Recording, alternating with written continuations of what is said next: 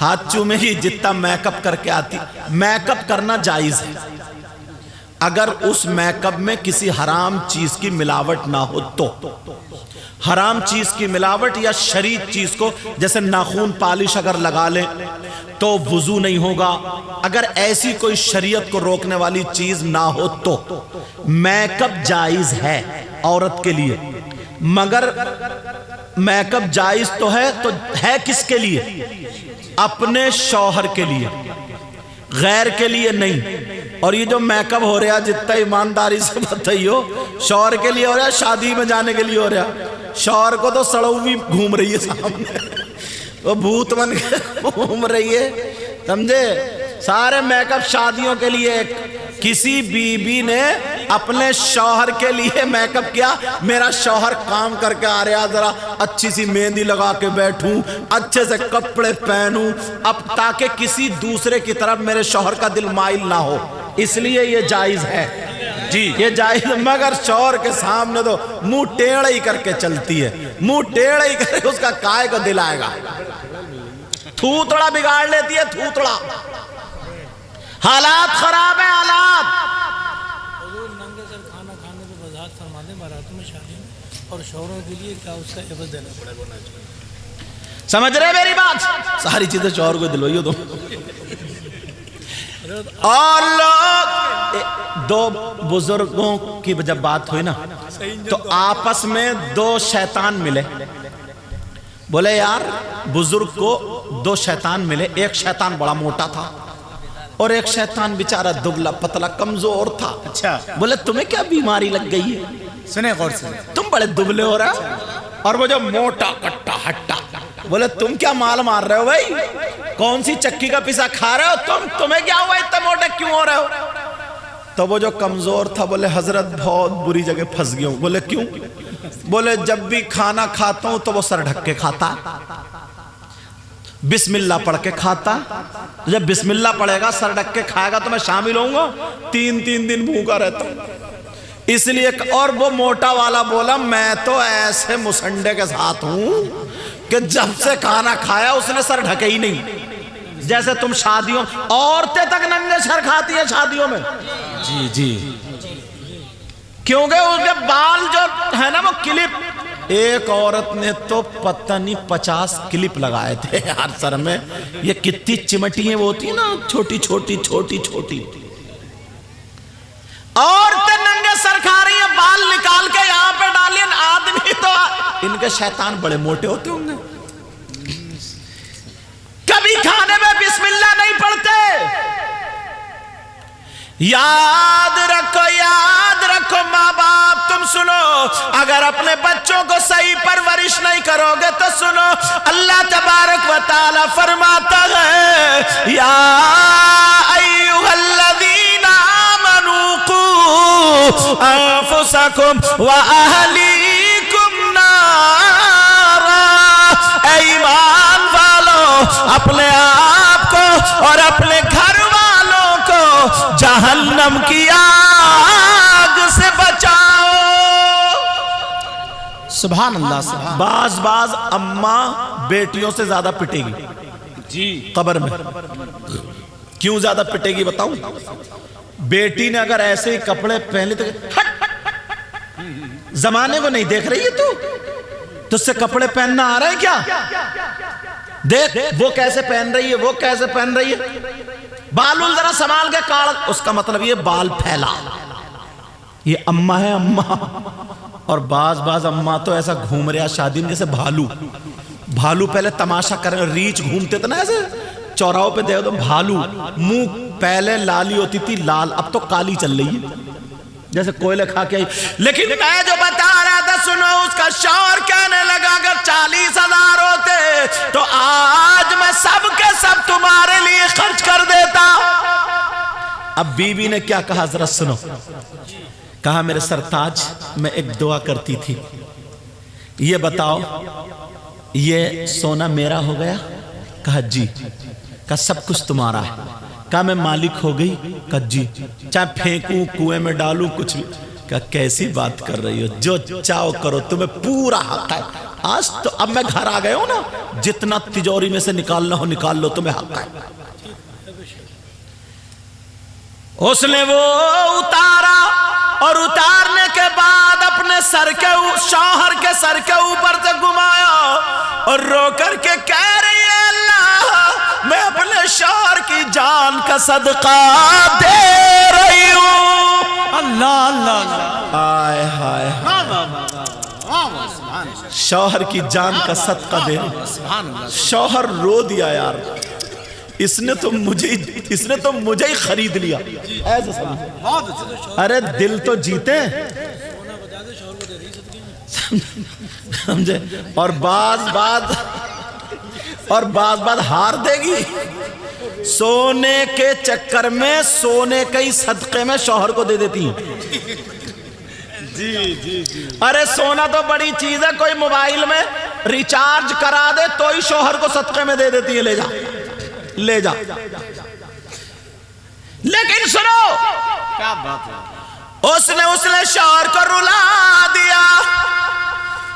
یار be be سے بولا کیسے حق ادا کروں گا تمہارا. کہا میرے سرتاج تم ہو نا، یہ میری ایک سہیلی ہے. اے بیٹا میرا چاند، بیٹھ جا یار، بڑا بھڑک رہا ہے. میری ایک سہیلی ہے. ہاں میری طرف توجہ رکھو. میری ایک سہیلی ہے، وہ غریب ہے، کیا بات. اس کی شادی ہونے والی ہے. میں چاہتی ہوں میرے شوہر کی جان کا صدقہ اگر اسے دے دیا جائے تو اس کی شادی کی خوشیوں میں بہاریں آ جائیں گی. بہت اچھا. شوہر بولا ایک وہ تھی بنڈل دلی کی بلی، وہ چھوڑ کے چلی گئی. ہاں اور ایک یہ ہے. کہ ایسا کرو 60,000 اور نکال لو. اس نے 60,000 نکالے. اس وقت 1 لاکھ بہت ہوتے تھے حضرت، سن 10-11 کی بات ہے حضرت تقریباً. کہا ایسا کرو اس میں سے اور نکال لو، یہ ہار بھی دے دو اور 40,000 وہ 60,000 روپے بھی دے دو. اور میری تو نہیں، تم اس سے کہنا کسی بھی چیز کی ضرورت پڑے، کسی بھی آدھی رات مجھے ایک فون کر دینا. مطلب تمہیں بی بی تم کہنا کہ مجھے ایک فون کر دینا، وہ چیز حاضر ہو جائے گی. یار وہ دونوں گئے، بیٹھنے کے لیے گئے. اس نے وہ لڑکی جو غریب رہ گئی تھی نا، اس کی آنکھوں میں آنسو آ گئے کہ اب تو وہ مالدار ہو گئی نا، بیوہ کی لڑکی، کہ تو میرے گھر مجھ سے ملنے آئی. میں نے تو سوچا تھا تو اب مالدار ہو گئی، مجھ سے بات نہیں کرے گی. دونوں چپٹی اپنی باتیں کرنے لگی. اس نے جو تھے وہ ہار دے دیا اور دے کر کے 60,000 روپے دیے. سمجھے؟ تو وہ اس کی ماں نا ایسے دامن پھیلا پھیلا کے دعائیں دے رہی. غریبوں کی دعا لو نا، پھر دیکھو تم کہاں جاؤ. بات بہت آگے نکل گئی. ماشاءاللہ. اب میں پیچھے کو لاتا ہوں. وہ مسجد میں میرے نبی نے تیسرے دن پھر کہا اگر جنتی کا دیدار کرنا ہو تو مسجد کے دروازے کو دیکھو، جو آ رہا دیدار کر لو. یہیں سے بات تو آگے بڑھی تھی. میں پھر وہیں آ گیا. مٹھائی آ گئی کہ ختم کرنا آ گیا. اچھا میں سمجھا کہ مٹھائی آ گئی. دیکھوں ٹائم دیکھ لوں میں. اچھا 1:15 بج گیا. آپ بتاؤ کیا ارادہ، سننا چاہ رہے ہو یا نہیں؟ تو پھر ہاتھ اٹھاؤ کون کون سننا نہیں چاہ رہا. میں آنکھ بند کرے پڑا ہوں.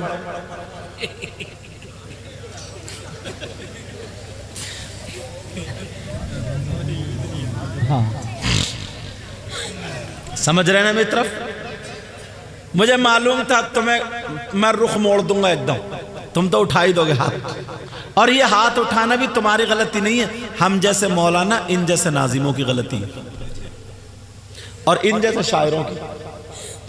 کیونکہ تم سے اتنے ہاتھ اٹھوائے جاتے ہیں اور ہاتھ اٹھوانے میں بھی تمہارا فائدہ ہے. کیا بات. کیونکہ اللہ کے نام پر ان ہاتھوں کو گواہ بناؤ گے. تم سبحان اللہ کہہ کے اللہ کی پاکی بولو گے نا، تو یہ ہاتھ حشر کے میدان میں گواہی دیں گے. تو یہ تمہارا ڈبل فائدہ کرا رہے تھے، تاکہ حشر کے میدان میں گواہی دے یہ ہاتھ बहुत अच्छा। हाथ गवाह बनेंगे।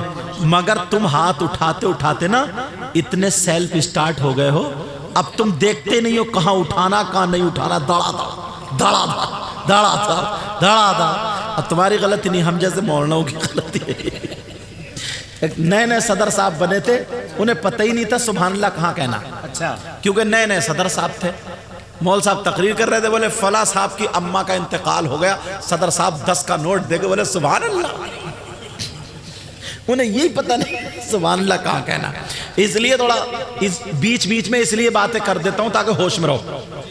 अब का दीदार करना है तो इनको देख लो। जब देखा तो फिर चचा गए, वो सहाबी उनके साथ रहने लगे, और जैसे ही सहाबी रहने लगे अब उन्होंने देखा एक दिन कुछ हाथ नहीं आया, दूसरे दिन नहीं आया, तीसरे दिन जब ये थक गए कहने लगे चाचा मैं चल रहा हूं। कहा बेटा ये बताओ तुम मेरे साथ क्यों रहे? कहा इसलिए रहे, नबी ने तुम्हें जन्नती का निशाना बनाया, जन्नती का दीदार बना, दीदार कराया। मैं तुम्हारे अंदर वो क्वालिटी देखना चाहता था। तो बोले बेटा मिली? बोले चचा बुरा मत मानियो, तुमसे ज्यादा इबादत तो हम ही करते हैं, कोई क्वालिटी नहीं। चचा बोले बेटा जब तुम मेरे 3 दिन मेहमान रहे तो चलो अब मुझे बताना पड़ेगा, बता दूं कौन सी क्वालिटी है? वो तो कूद गए।